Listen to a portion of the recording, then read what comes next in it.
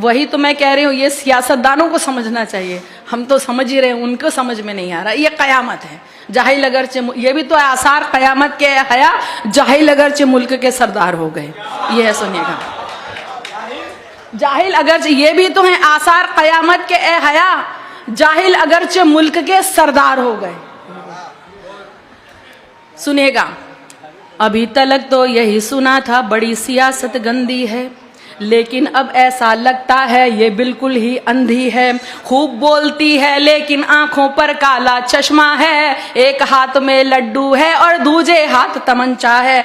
अगर ये मुस्लिम औरत के हक की आवाज उठाती है, पर नजीब पहलू की अम्मी नजर नहीं क्यों आती है? कितनी साजिश कर ले इंसान, उसकी प्लानिंग बेहतर है। कितनी साजिश कर ले इंसान, उसकी प्लानिंग बेहतर है। अज़ा यही कहती है सुन ले के अल्लाह ही अकबर है। अज़ा यही कहती है सुन ले के अल्लाह ही अकबर है। अज़ा यही कहती है सुन ले के अल्लाह ही अकबर है। आंखें अंधी हो या ना हो, दिल तो इनका अंधा है, इसीलिए सबको भड़काना इनका गोरख धंधा है। मस्जिद से आती आवाजें इनको नहीं सुहाती हैं, इससे भी ऊंची आवाजें लेकिन इनको भाती हैं। इससे भी ऊंची आवाजें लेकिन इनको भाती हैं। चीख सुनाई देती है क्या इनको लुटती बच्ची की, एक किसान के बच्चे की, सैनिक की, बेवा बीवी की। इनके दिल की धड़कन खुद नफरत का लाउड स्पीकर है। अज़ा यही कहती है सुन ले के अल्लाह ही अकबर है। अज़ा यही कहती है सुन ले के अल्लाह ही अकबर है। अज़ा यही कहती है सुन ले के अल्लाह ही अकबर है। अब जो हम लोग महसूस करते हैं, जो आपने कहा है, अज़ा आरती शब्द कीर्तन भारत की जागीरें हैं, सुबह शाम के वर्क पे लिखी पाकीज़ा तहरीरें हैं। यही एकता और मोहब्बत अपनी है पहचान, मगर हिंदू मुस्लिम सिख ईसाई रहते हैं सब मिलजुल कर। हिंदू मुस्लिम सिख ईसाई रहते हैं सब मिलजुल कर। अपने घर की दीवारें जो साउंड प्रूफ बनवाते हैं, एसी में सोने वाले जाने कैसे जग जाते हैं। गुंडागर्दी करते हैं आवारा लोफर और जोकर। अज़ा यही कहती है सुन ले के अल्लाह ही है अकबर। अज़ा यही कहती है सुन ले के अल्लाह ही है अकबर। घर में तो जो अपनी माँ की सेवा ना कर पाते हैं, बाहर जाकर गाय माँ की खातिर खून बहाते हैं। बहुत अच्छे, वाह वाह वाह वाह वाह वाह वाह। घर में तो जो अपनी माँ की सेवा ना कर पाते हैं, बाहर जाकर गाय माँ की खातिर खून बहाते हैं। मासूमों का लहू बहाए वो गुंडा कहलाता है। अब सुनिएगा, अभी एक आपने देखा होगा कि जो जवाब देने की कोशिश की थी, जिसने अज़ा पे आरोप लगाया, उसको ये नहीं पता कि मैंने जो किया है वो कब किया जाता है। सुनिएगा, मासूमों का लहू सुनिएगा, घर में तो जो अपनी माँ की सेवा ना कर पाते हैं, बाहर जाकर गाय माँ की खातिर लहू बहाते हैं। मासूमों का लहू बहाए वो गुंडा कहलाता है। कोई सोनू को समझा दे सर कब मूंडा जाता है।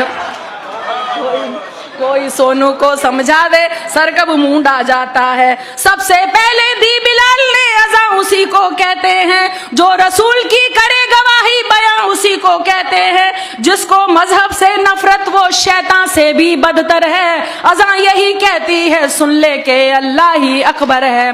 अज़ा यही कहती है सुन ले के अल्लाह ही अकबर। अब वजह बता रही हूँ, ये हैं कुछ खुद गर्ज लोग जो अब चमचे कहलाते हैं।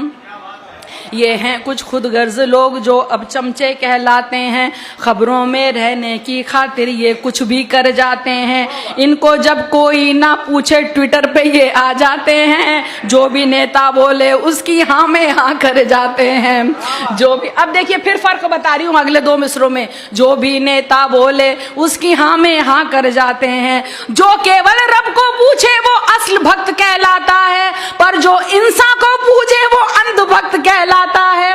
जो केवल रब को पूछे वो असल भक्त कहलाता है, जो इंसान को पूछे वो ही अंधभक्त कहलाता है। दे देते नेता इनको ऊंचे ओहदे फिर खुश होकर। अज़ा यही कहती है सुन ले के अल्लाह ही है अकबर। अज़ा यही कहती है सुन ले के अल्लाह ही है अकबर। आखिरी मिसरा देखिए, ख्वाब दिखाया था अल्लाह ने कैसे हमें जगाना है, तुम्हें कामयाबी की जानिब किस तरह बुलवाना है। ख्वाब दिखाया था अल्लाह ने कैसे तुम्हें जगाना है, तुम्हें कामयाबी की जानिब किस तरह बुलवाना है। सुबह इबादत करने जाना क्या ये गुंडागर्दी है, अपने रब की ओर बुलाना क्या ये गुंडागर्दी है, अपने रब की ओर बुलाना क्या ये गुंडागर्दी है। पशु परिंदे सो जाएं तब पशु परिंदे जग जाएं तब कोई सोने जाता है, नींद से बेहतर फज्र नमाजें ये इस्लाम सिखाता है। तुम भी जाओ मंदिर में कुछ पुण्य कमाओ, मुंह धोकर अज़ां यही कहती है सुन ले के अल्लाह ही है। आप करें, आपके लिए काम है। बहैसियत उम्मत आप ये तय कर लें कि हम हर साल एजुकेशन में अपना टारगेट पूरा करेंगे। बाबरी मस्जिद का कज़िया आप हार गए इसलिए कि वकील आपके नहीं थे, यकीन मानिए। नौजवान जेलों के अंदर बंद हैं और उनका कोई पुरसान हाल नहीं, और आगे ये वक्त आने वाला है कि कोई भी हिंदू आपका केस नहीं लेगा, और ऐसे मुशाहदात हो चुके हैं। क्यों नहीं आप टारगेट पैदा करते कि हम बहैसियत मजमूई तौर पर पूरी उम्मत इस्लामिया हिंदिया मिलकर 5 से 10 हज़ार एडवोकेट हम कोर्टों के अंदर दाखिल कर देंगे।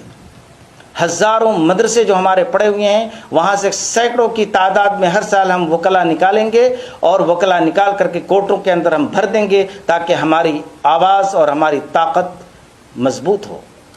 क्यों नहीं आप ये टारगेट करते कि हर साल कम से कम 5000 पूरे हिंदुस्तान में कहीं ना कहीं पुलिस के अंदर हम अपने नौजवानों को भर देंगे, और इस टारगेट को हम अचीव करेंगे। क्यों नहीं आप ये टारगेट बनाते हैं कि हम पूरे साल में कम से कम 100 IAS पैदा करेंगे।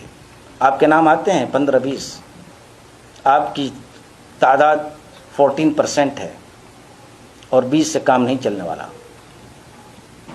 आप क्यों नहीं ये टारगेट करते हैं कि पूरे हिंदुस्तान में डॉक्टरी का जो पेशा है वो मुसलमानों का पेशा बन जाए? क्यों नहीं ये टारगेट करते हैं कि पूरे हिंदुस्तान में IT पर कब्जा मुसलमानों का कब्जा हो, ताकि दूसरी कौमें आपकी मोहताज बन जाएं। जिस दिन दूसरी कौमें आपकी मोहताज बन जाएंगी उस दिन ताकत आपके पास आएगी, मगर जो करने के काम है वो हम नहीं करते। तो आज बाबरी मस्जिद की जगह पर राम मंदिर के शिलान्यास पर अफसोस और मातम करने के बजाय आप और हम मिलकर के ये कमिटमेंट करें कि हम हिंदुस्तान का नक्शा बदलेंगे, अपनी कौम का नक्शा बदलेंगे।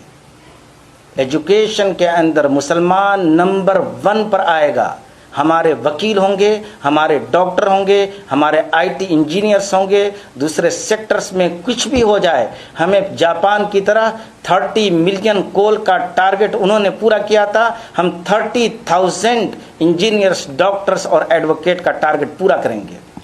हज़ारों की तादाद में आपके मदरसे फैले हुए हैं। क्या हमारे पास इन सारे मदरसों की ज़रूरत है? क्या इस बात की ज़रूरत नहीं है कि उन मदरसों में से चंद को हम चेंज कर दें, और चेंज करके हिंदुस्तान की माइशत और हिंदुस्तान की IT और हिंदुस्तान के एडमिनिस्ट्रेशन में हिस्सा लें?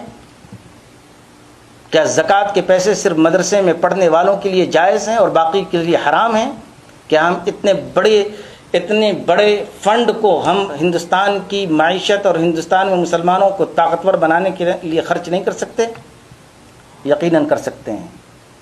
इन्नल्लाह ला युग़य्यिरु मा बिक़ौमिन हत्ता युग़य्यिरु मा बिअनफुसिहिम। जब तक अपने आप को चेंज नहीं करोगे तुम्हारी हालत चेंज होने वाली नहीं है, याद रखो। और हालत चेंज करने का मतलब ये कि अपनी स्ट्रेटेजी, अपनी प्लानिंग, अपनी जहनियत और अपना ख्याल और अपना अक़ीदा ये सब चेंज करो।